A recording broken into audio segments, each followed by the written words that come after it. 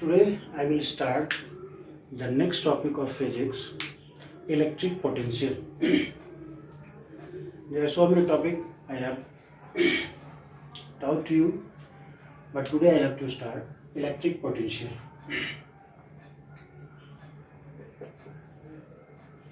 An electric potential is the amount of work done needed to move a unit of charge from a reference point to a specific point. What does it mean? Let's suppose here is a point A and B. A unit of charge. A unit of charge means Q.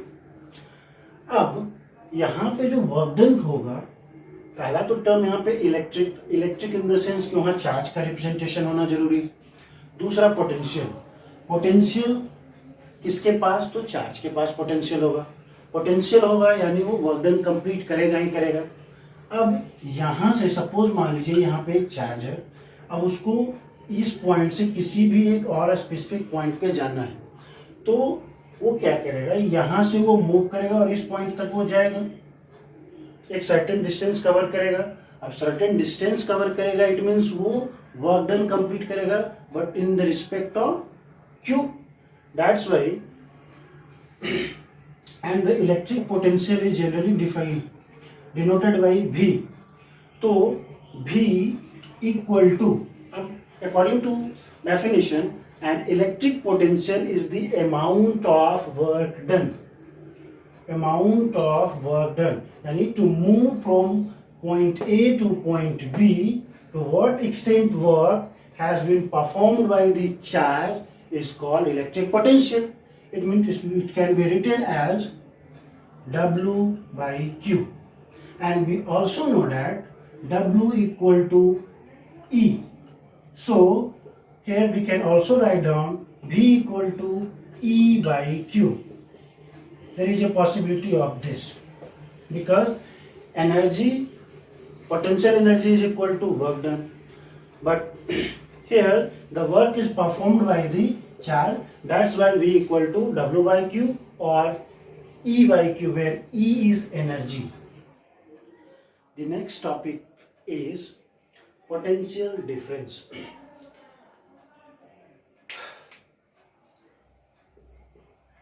The work done to move a unit charge from to a specific point is called potential difference. There is slightly difference between electric potential and potential difference. Let's discuss about that. Let's suppose there is a 2 point A and B. Potential is same, but here is mentioned difference. Difference means, let's suppose A and B are 2 points to a specific point, and potential at A is VA and potential is B at VB, where VA greater than VB.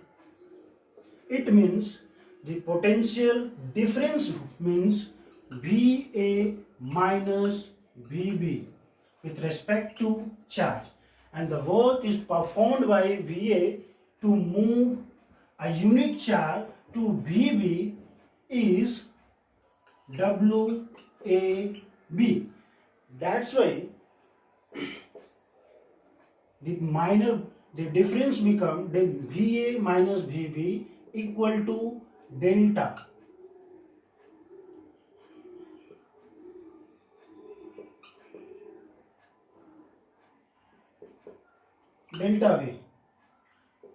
Delta V means it may slightly increase or decrease. It shows the difference. That's why it is indicated by delta V. Then delta V equal to VA minus VB, where VA is greater than VB. So, and the work has been performed between the points A and B is WA by B. So it can be also written as delta V equal to WAB by with respect to Q. This is potential difference. Now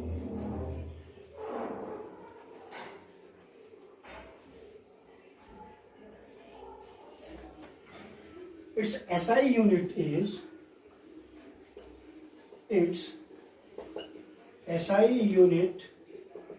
is volt. Its SI unit is volt. That is denoted by capital V. That is denoted by capital V. It means V equal to W by Q. V equal to W by Q. Now we have to define 1 volt. How we can define? 1 volt equal to, we can write down 1 joule by 1 coulomb, because joule is the SI unit of work done and coulomb is the SI unit of charge. That's why we can write down 1 volt equal to 1 joule by 1 coulomb. So if we have to define 1 volt, then we can write down the ratio between 1 joule and 1 coulomb is 1 volt, and it can also be defined as 1 joule of work done has been performed by the 1 coulomb of charge is called 1 volt. Done. This topic has been also completed in the same segment of electric potential. The next point related to that is device. What type of device? Voltmeter. The device which is used to measure the potential difference. PD means potential difference between the two ends of a conductor is voltmeter. The device which is used to measure the potential difference between the two ends of the conductor is voltmeter. Let's discuss. The voltmeter is connected parallel across the two ends of a conductor. It can be connected in a circuit in a parallel way. This is the circuit, and it is connected to the two end point of a circuit in a parallel way, just parallel to this line. That's why the voltmeter is connected parallel across the two ends of the conductor. Here is some important point regarding with voltmeter. What is that? The first is it must have high resistance. The voltmeter must have high resistance. Why? The reason is due to high resistance, a voltmeter draws a negligible current from the circuit. It means due to high resistance, a voltmeter draws a negligible current. When the current cannot flow, we can easily measure the potential difference between the two endpoints. That's why it is always connected in parallel and nothing else. The next device is ammeter. It is a device which is used to measure electric current. It is always connected in series with the circuit. It means this device is used to measure the electric current and it should be always connected in series. How? This is the circuit and it is connected in a series pattern.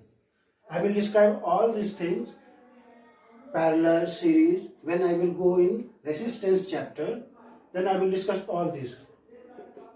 How resistance or resistor connected in series or in parallel. But for this time, there is some basic point related to ammeter. An ammeter should have very low internal resistance so that the value of electric current passing through the circuit may not vary. It means it says that the internal resistance of the circuit must have very low.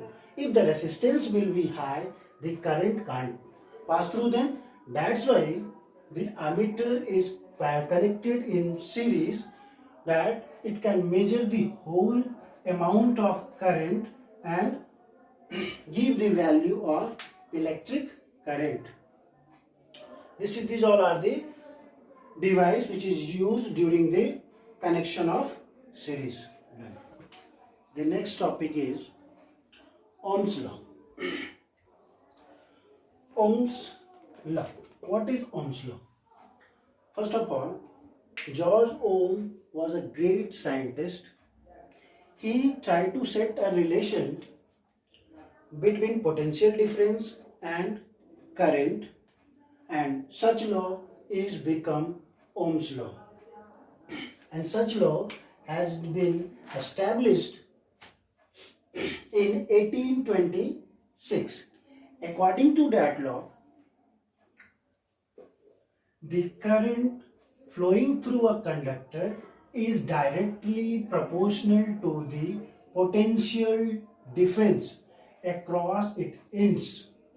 Means the current flows through a conductor is directly proportional to the potential difference across its end. If, लेकिन condition यहाँ पे क्या है? If the physical condition remain constant. First of all, we have to know about what is physical conditions. To set the Ohm's law in a conductor, we have to know the physical condition. What is physical condition? All the physical condition as temperature, pressure, and so many things, density, all are come under physical condition. It means we can say that any external factor which affect the Ohm's law, that all will come under in physical condition. So if the physical condition remain constant, that should be constant and nothing else. Let's suppose if V is the applied potential difference in a circuit or in a conductor, V is applied potential difference and I is the resulting current. I is the resulting current of the circuit or a conductor, then according to Ohm's law, it becomes, as I said above, I directly proportional to V, I directly proportional to V, or V directly proportional to I, where V is potential difference and I is current, and V is directly proportional to I. To remove the proportional sign, we add extra constant element. Then we can say that V equal to I into R, where R is constant, and such constant is here is resistance of the conductor. The next topic is resistance. Let's discuss about that. Resistance. The resistance R of a conductor is defined as the ratio of the potential difference V across it to the current I flowing through it. It means resistance is denoted by R, and it said the ratio of the potential difference with respect to I. It means R equal to V by I. R equal to V by I. Its SI unit is ohm. The SI unit of resistance is ohm. Now we can define 1 ohm. How we can define? Let's complete from here. The SI unit of resistance is ohm. Let's suppose it is 1 ohm, equal to the SI unit of potential difference is volt, equal to 1V. and the SI unit of current is ampere. Here is 1 ampere. Now we can define 1 ohm. How? The ratio between 1 volt and 1 ampere is 1 ohm.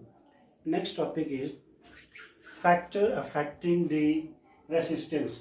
What factor affect the resistance? Let's know something about that.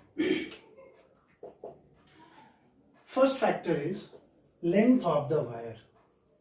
Length of the wire.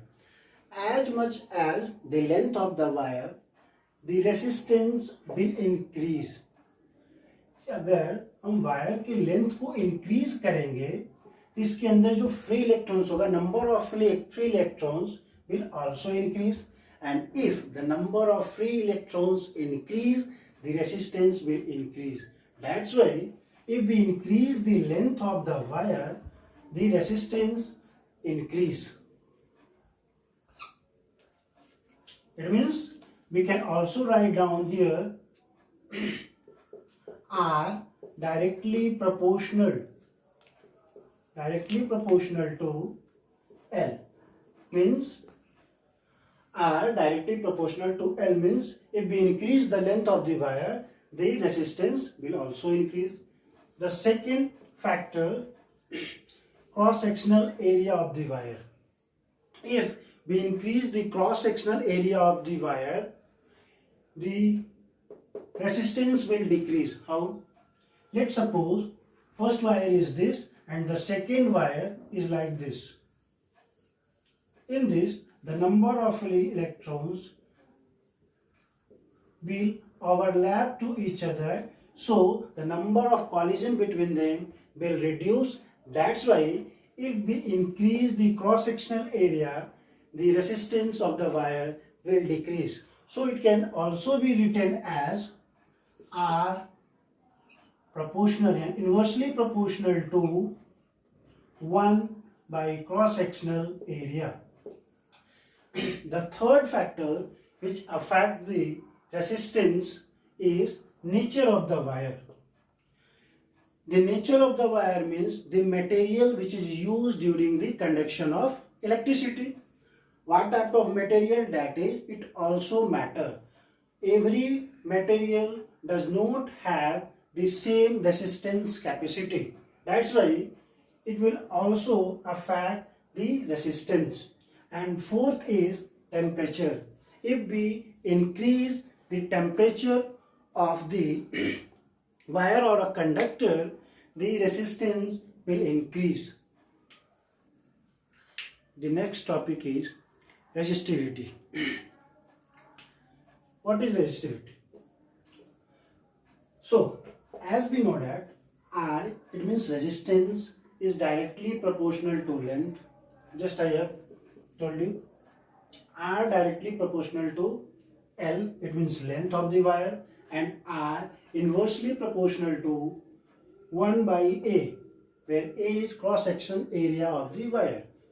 It may be the equation first and it is second. If we conclude the both, R directly proportional to L and inversely proportional to A, we should, when we remove the sign of proportion, we should have to add a constant sign. So R equal to rho L by A, where rho is constant called resistivity. This is resistivity and it is denoted by rho and it is a constant term. It is a constant term. It can also be defined as the resistance of wire of unit length. The resistance of the wire of unit length and unit cross-sectional area, and rho is also defined as 1 into R into 1 into A by 1 into L. Like this. The resistance of the wire, it means unit resistance, unit area and 1 unit of length of the wire.